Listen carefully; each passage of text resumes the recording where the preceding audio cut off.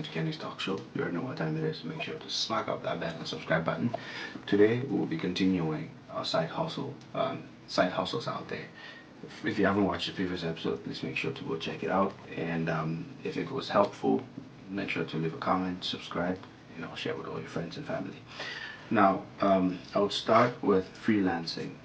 Freelancing is something that could be done based on your skills. Okay, if you love tutoring, you can do online tutoring, and that's the easiest form of earning cash online. It's simplistic.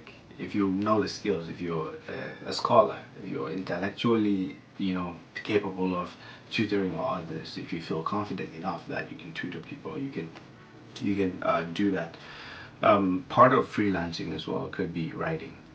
If you have writing skills, there are people out there, and you don't have the courage to be an author. You have people out there who could help you. Well, if you're someone who's into art and graphics designs, you can help people create the logos, and you can offer the services on Fiverr, and you could freelance and show off your marketing, your art and graphics skills on Fiverr. Second thing we'll be talking about is house cleaning. House cleaning is very often neglected, and the amount of money that is in house cleaning or housekeeping, however you put it, it's basically offering your services online to clean someone's house.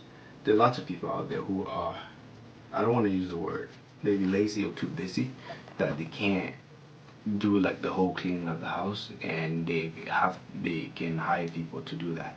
Now, imagine you have like 5 clients that you have to clean their houses every 2 weeks on a recurrent cycle. Which I think they pay a minimum of $200 or $150. If you had those 5 clients who recurrently make you that money every month or every 2 weeks because you go to their homes and clean, that's something very good to watch out for.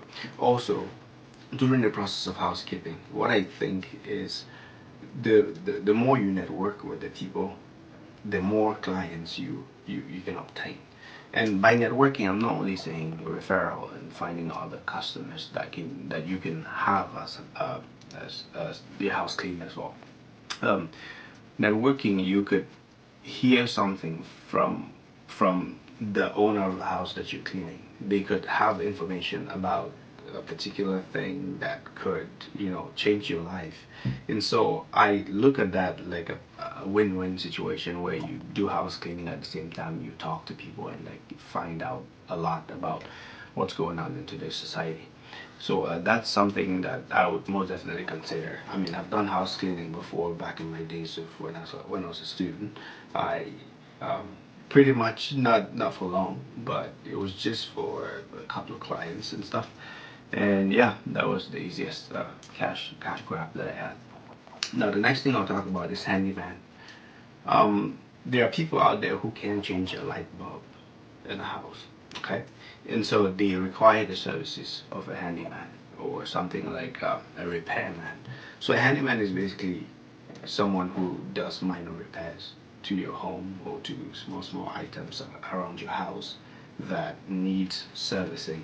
There are lots of people out there who are pretty much smart, and they have the intellect and the know-how of fixing things and stuff.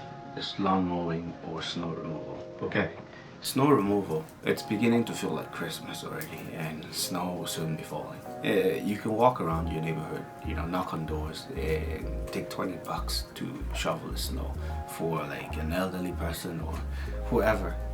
People are busy, people are working, and they don't have time for all of that stuff.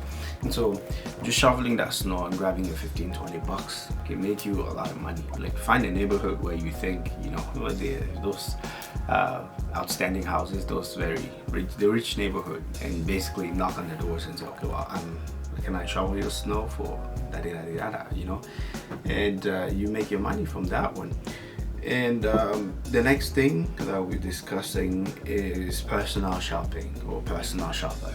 There are people out there who hate shopping, especially grocery shopping, and so they tend to hire people to do all this. I understand there's Instacart out there, but there are people who are against big tech and all that stuff, or people who are against big conglomerates, like big companies like Instacart, to make money. So they prefer giving cash to to kids to actually go do their shopping for them. Now, the other thing I would like to touch on is event planning. Event planning, you can make a buckload of money from that stuff, depending on how you squeeze in the budget or how much you charge the person. With event planning, you could earn anywhere upwards from, I don't know, this I can't just give you a particular number of how much you can earn. And so when you organize birthday parties, you organize corporate parties, you organize weddings and stuff, you can make a lot of money from the decorations and all that stuff, because you charge them based on that side of it.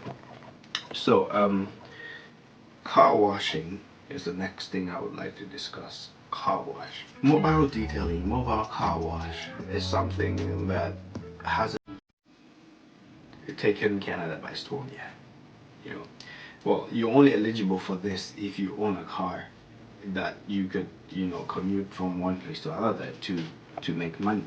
And so, in my opinion, a car wash business, which is a mobile detailing business, can earn you some cash, because during the winter times, people feel very inconvenient to get out and go to car washes to have their cars or have their vehicles cleaned. So you're coming to them, basically. You are the business. You're coming to the car wash. You're coming to the person's house, plugging your hose, and then washing their cars, which in turn you're making money, because you're using their hydro, you're using their water and all that stuff to generate some income. Now, there are downsides to that too, but it doesn't mean that the downsides are more than the upsides. So I would say uh, focus on the car wash, and I believe it's going to be a big thing down the road in Canada. The last thing I'll talk about is babysitting. People often neglect babysitting, and babysitting services are something that cannot just be underlooked. Now, there's a lot of money out there to be made, because just having one kid in the daycare can cost upwards of $800 to $1,500, depending on where your location. If you're in Toronto, it could be $2,000. And having that babysitting skill or whatever, being that mommy figure in a particular area where you can have kids, take care of them, and then hand them back to their parents in good shape, it's another form of you making some extra cash. Well, ladies and gentlemen, I hope today's episode was one that you could learn, and you could implement some of the things that were discussed today. If you have any questions, you can drop it down in the comment section below, and I will see to it that I reply to it. If you have any ideas too, make sure to drop it out in the comments. Without further ado, Kenny Boy's out.